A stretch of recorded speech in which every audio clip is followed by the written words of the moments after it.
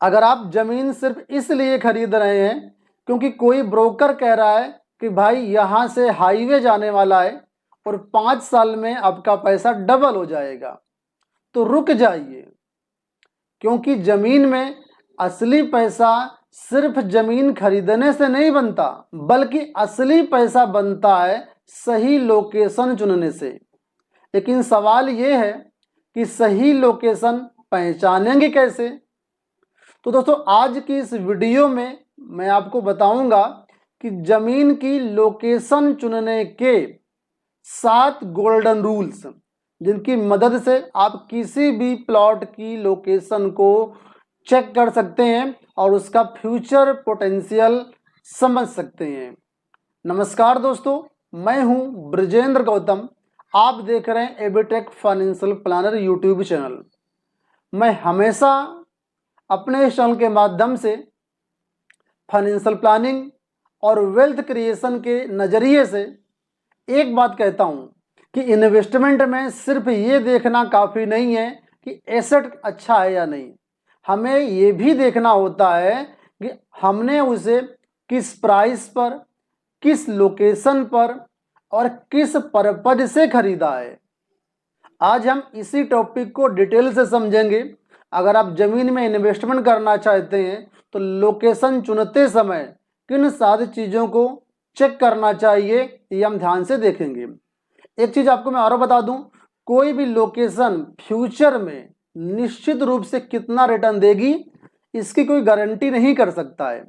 हमारा उद्देश्य ये होना चाहिए कि जो भी लोकेशन चुन रहे हैं वो अपने आप में बेस्ट हो। तो मैं लोकेशन चुनने का जो फ्रेमवर्क होता है वो समझाने की कोशिश करता हूँ। बात करते हैं रूल नंबर 1 की, कनेक्टिविटी।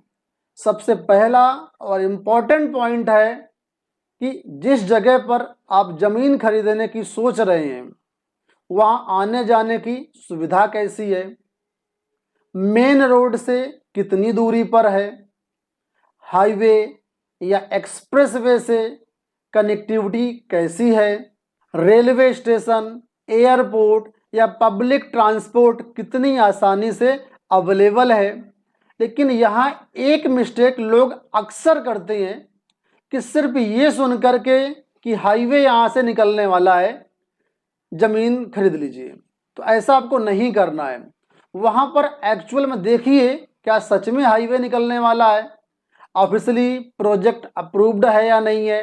अगर अप्रूव्ड है तो वहाँ पर काम किस स्टेज पर है, एक्चुअल डिस्टेंस कितनी है, और सबसे ज़रूरी चीज़ उस इंफ्रास्ट्रक्चर का पर्टिकुलर लोकेशन पर वास्तविक इम्पैक्ट क्या पड़ने वाला है। Rule number 2, future development. आज जहां ज़मीन खाली है वहां पर अगले 5 से 10 साल में क्या डेवलपमेंट होने वाला है। आपको ज़मीन के आसपास देखना चाहिए residential project, commercial development, schools, hospitals, shopping areas, industrial development, office house और गवर्नमेंट इंफ्रास्ट्रक्चर प्रोजेक्ट। क्योंकि जब किसी लोकेशन पर पॉपुलेशन और इकोनॉमिक एक्टिविटी बढ़ती है तो ज़मीन की डिमांड ऑटोमेटिक वहाँ पर बढ़ने लगती है। लेकिन फिर वही बात, हमेशा अपने ब्रोकर की या अपने सेलर की बातों पर विश्वास मत कीजिए। रियल चीज़ें ग्राउंड में क्या हैं, गवर्नमेंट के क्या प्लान है, ऑफिशियल अनाउंसमेंट क्या हुए हैं, एक्चुअल ग्राउंड डेवलपमेंट किस तरीके से है, इन सब चीज़ों को क्रॉस वेरीफाई जरूर कीजिए। रूल नंबर 3, एम्प्लॉयमेंट और इकोनॉमिक एक्टिविटी। जॉब्स कहाँ हैं? सोचिए, अगर किसी लोकेशन के आसपास कोई बहुत बड़ा इंडस्ट्रियल एरिया, आईटी हब या बिजनेस सेंटर या एम्प्लॉयमेंट जोन डेवलप होता है तो वहाँ रहने वाले लोगों की ज़रूरत भी बढ़ सकती है, और जब उस एरिया में रहने वाले लोग बढ़ेंगे तो हाउसिंग, शॉप्स, स्कूल्स और अदर सर्विसेज की डिमांड भी वहाँ पर बढ़ेगी। इसलिए ज़मीन खरीदते समय सिर्फ आज यहाँ क्या है मत देखिए, बल्कि सवाल पूछिए कि अगले 5 से 10 सालों में या आने वाले कुछ सालों में यहाँ लोग क्यों आएंगे, क्यों रहेंगे, ये भी पूछिए। Point number 4, actual demand check करें। कई लोकेशन के बारे में बहुत हाइप होता है, खूब चर्चा होती है कि बहुत सब कुछ अच्छा है यहाँ पर, हर कोई आपसे बात करेगा कि यहाँ पर प्लॉट ले लीजिए, ये एरिया में फ्यूचर में बहुत बड़ा पैसा कमा करके दे सकता है। लेकिन ग्राउंड रियलिटी क्या है, आप जरूर चेक करें। क्या लोग वास्तव में वहां पर घर बना रहे हैं? क्या प्रॉपर्टीज की बाइंग सेलिंग वहां पर एक्चुअल में हो रही है? क्या आसपास किराए की डिमांड है? क्या लोकल बिजनेसेस वहां पर आ रहे हैं? क्या नियर बाई रेजिडेंशियल पॉपुलेशन बढ़ रही है? अगर किसी लोकेशन में सिर्फ प्लॉट्स हैं लेकिन एक्चुअल डेवलपमेंट और एंड यूजर डिमांड नहीं है, तो आपको एक्स्ट्रा सावधानी वहां पर रखना चाहिए। इन्वेस्टमेंट में सिर्फ फ्यूचर स्टोरी नहीं बल्कि करंट डिमांड भी समझना बहुत इंपॉर्टेंट है। रूल नंबर 5, प्राइस सही है या सिर्फ लोकेशन अच्छी है? मान लीजिए लोकेशन बहुत अच्छी है लेकिन क्या वहां जमीन की कीमत भी सही है? सबसे बड़ी मिस्टेक यही होती है। अक्सर लोग कहते हैं आपको मिल जाएंगे कि लोकेशन बहुत अच्छी है, इसी वजह से ये प्लॉट महंगा है, लेकिन आपको आसपास की कंपेरेबल जो प्रॉपर्टीज हैं उनके रेट से भी कंपेयर करना है कि जो उस एरिया में सिमिलर साइज के रोड हैं, सिमिलर एक्सेस डेवलपमेंट है, सिमिलर लोकेशन है, उनके रेट क्या हैं, उनके प्राइस कैसे हैं, तो उनसे भी कंपेयर करें, तभी आप सही प्राइस पे प्रॉपर्टी ले पाएंगे अच्छी लोकेशन पे। ध्यान रखिए, अगर आपने लोकेशन बहुत अच्छी चुन ली लेकिन आपने उसको हाई प्राइस पर खरीदा है तो वो एक अच्छा इन्वेस्टमेंट नहीं है। Rule number 6, legal and master plan.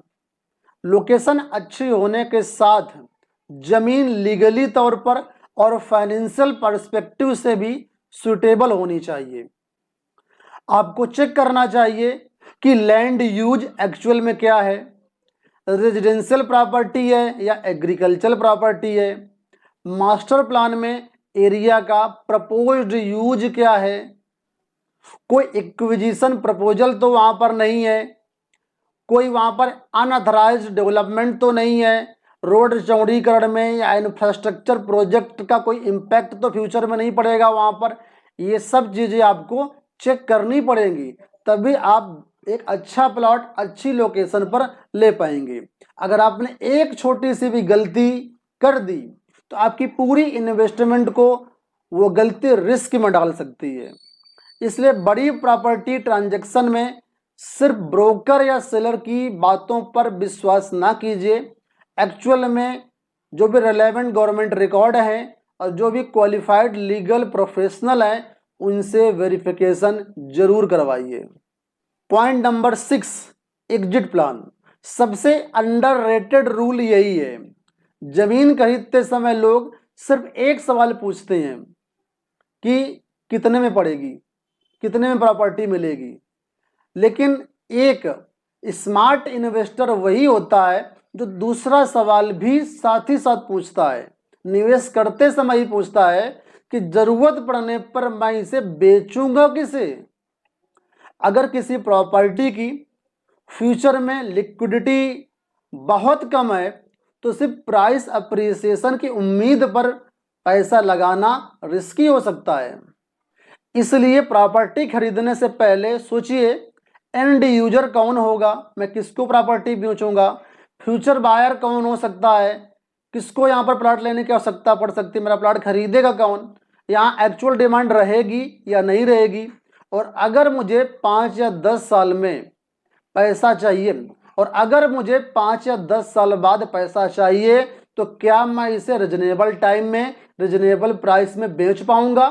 यही है एग्जिट प्लानिंग। इसका भी कैलकुलेशन पहले से कीजिए, नहीं तो प्रॉपर्टी लेने के बाद आप फंस जाएंगे। अब 7 पॉइंट मैंने आपको बता दी। अब इन सभी पॉइंट को समराइज करके मैं एक चेकलिस्ट दे रहा हूं और सामने स्क्रीन पर देखिए ये एक स्कोर कार्ड आपके सामने है। इस स्कोर कार्ड के हिसाब से आपको अपनी लोकेशन के अनुसार 10 में से हर एक पॉइंट को स्कोर करना है और देखना है एक्चुअल स्कोर वहां पर कितना आया। इस स्कोर के आधार पर आप डिसाइड कीजिए। अगर आप इस चेकलिस्ट को फॉलो करेंगे तो आप इमोशनल डिसीजन लेने से बच जाएंगे और एक स्मार्ट प्लानिंग करके निवेश करेंगे। दोस्तों यहां पर मैं एक और इम्पॉर्टेंट बात कहना चाहता हूं। मान लीजिए आपने एक शानदार लोकेशन खोज लिया, लेकिन क्या आपको यह जमीन खरीदनी ही चाहिए? जरूरी नहीं है, क्योंकि किसी भी इन्वेस्टमेंट का सही होना आपके पूरे फाइनेंशियल प्लान पर डिपेंड करता है। निवेश करने से पहले ये चीज़ जरूर चेक कीजिए कि क्या आपके पास इमरजेंसी फंड है, क्या आपके पास हेल्थ इंश्योरेंस है, क्या आपके पास टर्म इंश्योरेंस है, क्या आपकी रिटायरमेंट प्लानिंग सही से चल रही है, चाइल्ड एजुकेशन जैसे इंपॉर्टेंट गोल्स के लिए आपने सही से प्लानिंग कर रखी है, और जमीन खरीदने के बाद आपकी लिक्विडिटी कितनी बचेगी। ऐसा तो नहीं कि पूरा पैसा आप इस जमीन में ब्लॉक कर दें, सारी सेविंग ही खत्म हो जाए आपकी, एक ही एसेट में पूरा पैसा आपका लॉक हो जाए। तो सिर्फ लोकेशन अच्छे होने से काम नहीं चलेगा। आप जहां निवेश कर रहे हैं उसके साथ साथ पूरी फाइनेंशियल प्लानिंग को भी आप समझिए, इन सब चीज़ों पर गौर कीजिए, क्योंकि अगर आपने गलत डिसीजन लिया तो आपका पूरा फाइनेंशियल प्लान बिगड़ सकता है। इस वजह से ये मत देखिए कि एसेट अच्छा है, बल्कि आप ये देखिए कि यह एसेट आपके लिए कितना सही है। तो दोस्तों इस वीडियो में जो मैंने आपको 7 गोल्डन रूल्स बताए लोकेशन चुनने के, इन पॉइंट्स को देख करके ही आप अपने इन्वेस्टमेंट का डिसीजन लीजिएगा। सबसे जरूरी बात, किसी भी लोकेशन को सिर्फ इस उम्मीद में मत खरीदिए कि फ्यूचर में वहां पर रेट डबल हो जाएगा। इन्वेस्टमेंट डिसीजन हमेशा रिसर्च, वेरिफिकेशन, वैल्यूएशन और अपने फाइनेंशियल गोल्स को ध्यान में रख करके ही लीजिए। अगर आपको यह वीडियो यूजफुल लगा है तो इसे उस व्यक्ति के साथ शेयर करें जो ज़मीन खरीदने की प्लानिंग कर रहा है। और अगर आप चाहते हैं कि मैं अगली वीडियो में बताऊं कि ज़मीन खरीदते समय कौन कौन से डॉक्यूमेंट्स और लीगल पेपर्स जरूर चेक करने चाहिए, तो कमेंट में लिख दीजिए डॉक्यूमेंट्स। मैं अगली वीडियो में इसी को एक डिटेल्ड प्रैक्टिकल चेकलिस्ट के साथ वीडियो लेकर के आऊंगा और सारी चीज़ों को आपको एक्सप्लेन करूंगा। नमस्कार, मैं हूं ब्रजेंद्र गौतम। आप देख रहे थे एबीटेक फाइनेंशियल प्लानर यूट्यूब चैनल। इसी तरह के अपडेट के चैनल को सब्सक्राइब कर लीजिए। धन्यवाद, नमस्कार।